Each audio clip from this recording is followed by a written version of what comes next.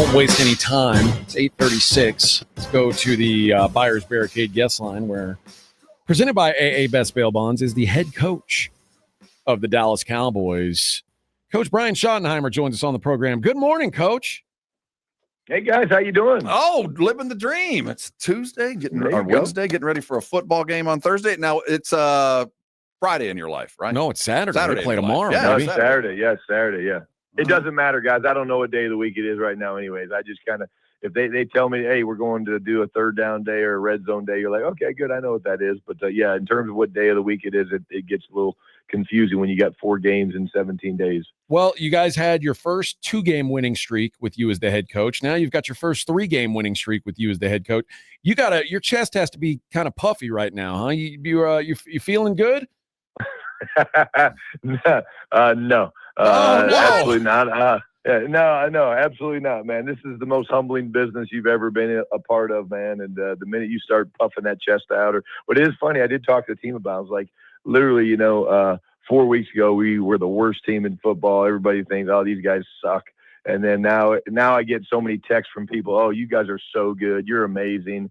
And you know what? I just laugh, man, because it's like that is why handling success for some people is really, really hard. And they start reading the headlines and stuff like that. And I'm not going to fall for that, man. I've been doing this too long. And that's why I go back to what we talk about each week, which is just, hey, you look at each game as its own championship opportunity, trust the process, stay in the moment. And that's real. I'm not just blowing smoke. That's truly how I feel. And as you head into this, out of this gauntlet that you have to go through every year, and you get a little bit of break in front of you, I can see how you can get a little complacent, a little feeling good about yourself all at the same time. I want to do some number stuff. I'm not a football guy, but I'm going to ask you a question. You're playing a team that plays almost 50% of the time in man coverage. They're kind of beat up. They run a single high safety a lot of the time. I know when I'm playing Madden, I know what I'm going to do. What are you going to do? Well, I'm shocked that you know your numbers. Do you know how much base defense they play? Because I can tell you right now, they also play 68% of the time. They play base defense to 11. But I am very impressed with your numbers. 66.8% of the time they play a high safety, coach. 44.6%. Well, there you go. 44.6% of the time they're in a man coverage scheme. So, I got numbers too. Why don't you ever talk to me like this, Rob? I am impressed. I am really impressed. And again, in my simulation, when I play Madden this afternoon, I'll have to look and jot some notes down because that's how I prepare for a game. No, I'm just kidding. I don't say that. But again, they do, man. They come up and they challenge you and they load the box and they don't care whether you're the back of your jersey says Lamb, Pickens, Justin Jefferson, Jamar Chase. They don't care, and I respect those guys for that. So again, but as you guys both know, I mean, this is a physical football team, and whether you're running or throwing it, we're going to have to play with a lot of physicality and match their play style. Well, they are, it looks like, going to be out a couple guys on the back end, including Terrion Arnold. They are likely to be without Amon-Ra St. Brown, who is their best offensive, or at least their best pass-catching option on offense. This is sort of a beat-up version of this team. And Rob and I were kind of talking about, because there was someone on ESPN talking about Mike Tomlin and what kind of a coach he is. And we were talking about how there's football coaches and then there's tacticians. And Dan Campbell strikes me as like a football coach, like a rah-rah kind of guy, like a guy who's he wants you to do all the little things right. He wants you to give max effort, things like that. And then there's this new breed of coaches, the Mike McDaniels and these guys who are basically Mensa guys who have figured out if you do this 84% of the time, blah, blah, blah. And it does seem like Detroit lost their tactician this offseason and with the offense. And now they've got a football guy, and maybe the offense isn't clicking quite the same. Do you see this offense different than you saw it a year ago in Detroit?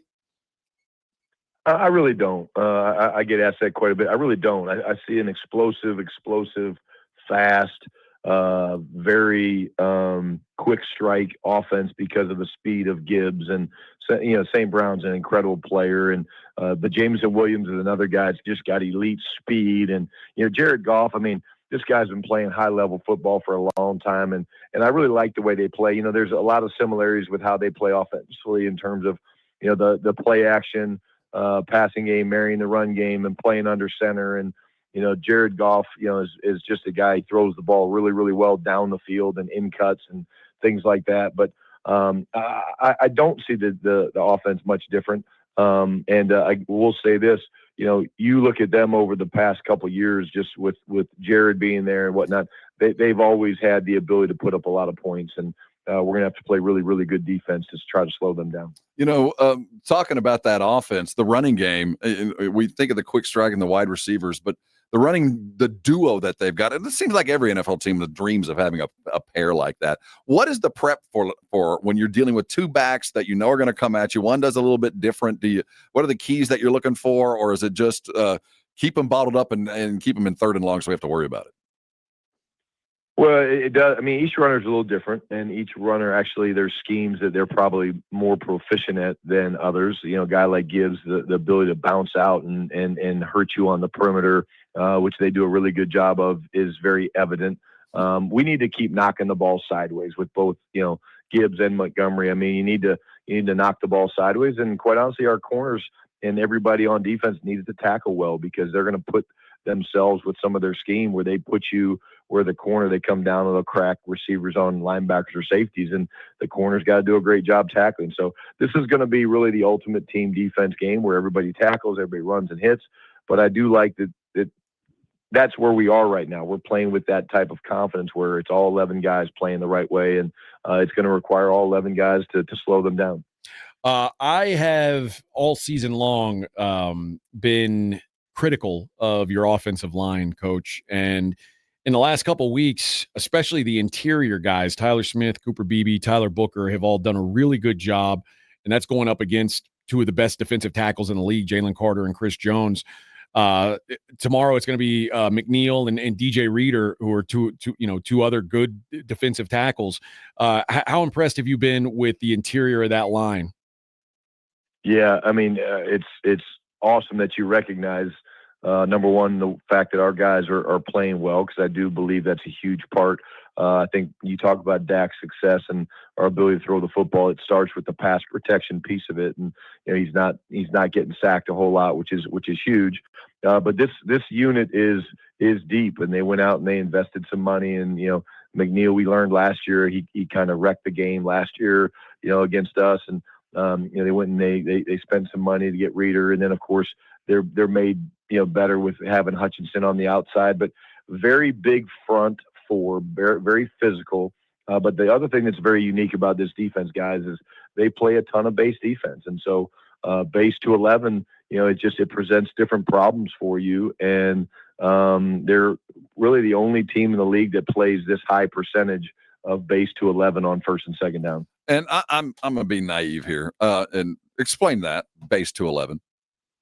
Yeah, so basically, usually when you go and you're playing 11 or three receivers, one tight end, one running back, most teams will play 5 DBs. So they'll play 2 linebackers, 4 D linemen, and 5 DBs, because they need to match up and cover and things like that. This team, because of Brian Branch, who's one of the best safeties in football, in my opinion, he's a 3rd or 4th year guy out of Alabama. He can hit and run like a safety, but cover like a nickel. So therefore, when we're in 3 receiver sets, they have no problem, and it's not just us, it's against Minnesota and things like that, where they'll put Branch on one of the 3 receivers and come up and play press man-to-man. So they play against 11. They'll play 4 D linemen, 3 linebackers, and only 4 DBs. And so it is unique, and it presents different issues, both running and throwing the ball. But there's certainly some things that we have a plan to try to, attack that. Okay, Jared Goff, all the yards that he's stacked up, but 3rd most yards after catch in the NFL. His receivers get the ball and they run with it. That's been a weakness of your defense. You guys are top 5 in most yak allowed. What do you think is responsible for that number? I mean, how much of it goes back to the early injuries in the secondary? And do you feel like you guys have that cleaned up? And really, what was the method to get it cleaned up? Yeah, it really goes back to a push for fundamentals, because it goes back to really tackling. And again, at times we've tackled a little bit high. At times we've not done what we call hamstring tackling, which is if you grab a guy by the hamstrings, and you wrap him up, there's nowhere to go. He's going to go to the ground. And Again, we've made a big push over these last really 6 weeks, 5 weeks, to really re-emphasize the fundamentals of that, about getting low and running your feet 3 steps through the strike zone and wrapping up and all that. And but yes, these guys are very, very dangerous because of their speed and power. And we will have to tackle very well tomorrow night. Are we going to be able to draw it up, as your owner says, to get Trayvon Diggs playing? What's he look like, and what are you looking for to get him on the field? Yeah, it's been a solid couple of days, and again, we got one more day today we got to get through, and we'll see. But again, we are a little bit beat up in some areas, but yeah, again, we'll see how that plays. And again, he's doing a nice job for us right now, so we'll see what tomorrow night looks like. I think the worst thing that can happen to a team at this point in the season is they know what they are, and it's not good. Like, I look at the Raiders and the Titans, and like the efforts that they're giving now are just subpar. And a month ago, it looked like maybe you guys were on track to being one of those corpse teams. You win 3 games in a row. Obviously, you're going to play with a different level of urgency.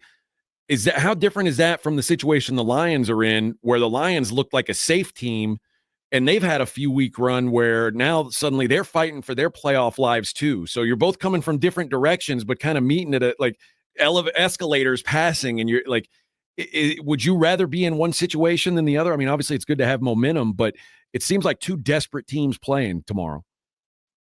Yeah, I think each situation is different. I think, what you would hope is if you build your culture the right way, which I think we're in the process of doing, and certainly Dan's done that with his team, is these guys are going to play hard. And why?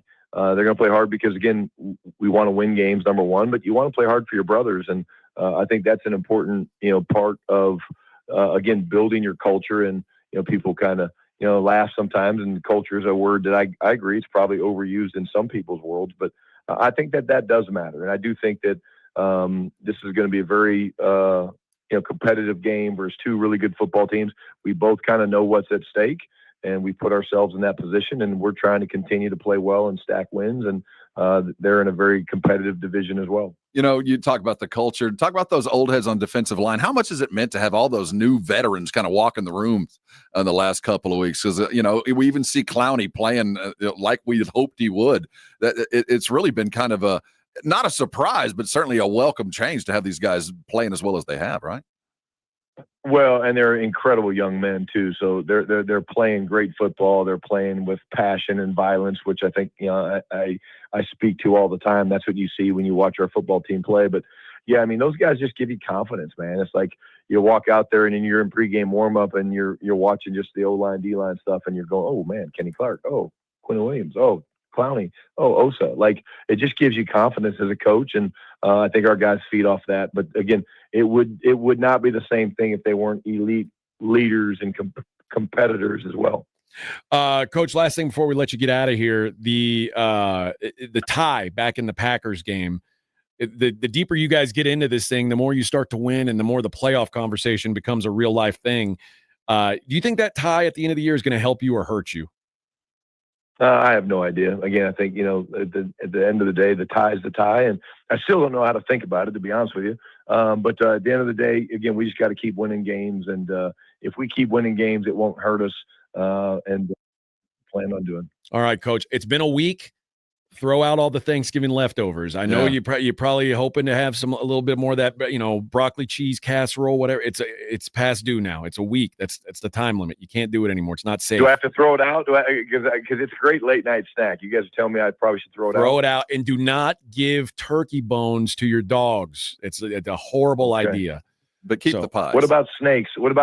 Do I give the turkey? Yes. If you got snakes, you got other problems. If you got snakes that you can feed, you got other problems, Coach. Yeah, I agree. Guys.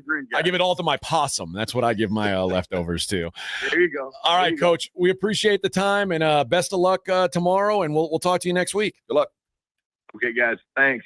Have a great day.